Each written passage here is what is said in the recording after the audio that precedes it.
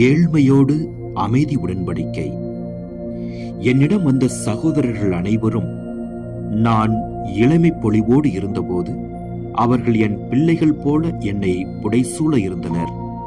அவர்கள் எப்போதும் நான் அவர்களோடு இருக்க வேண்டும், ஒரு முறிவுபடா அமைதி உடன்படிக்கையை நான் ஏற்படுத்திக் கொள்ள வேண்டும் என்றும் மிகுந்த கண்ணீரோடு ஜெபம் கலந்த என்னிடம் கெஞ்சி கேட்டனர்.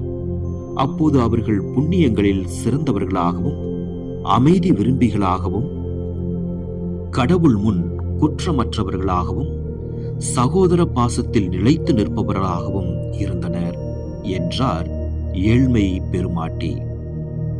ஏழ்மை பெருமாட்டியோடு தூய உரையாடல் என்ற பகுதியிலிருந்து இன்றைய சிந்தனை.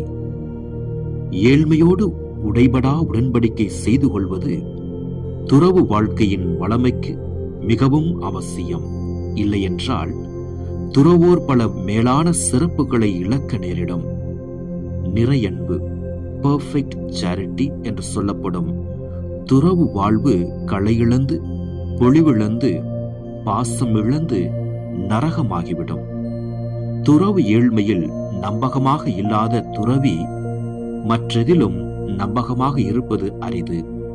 துறவுக்கு எதிராக செய்யும் குற்றங்கள் ஒருவரை சகோதர வாழ்வை நேர்மையாக வாழ முடியாது.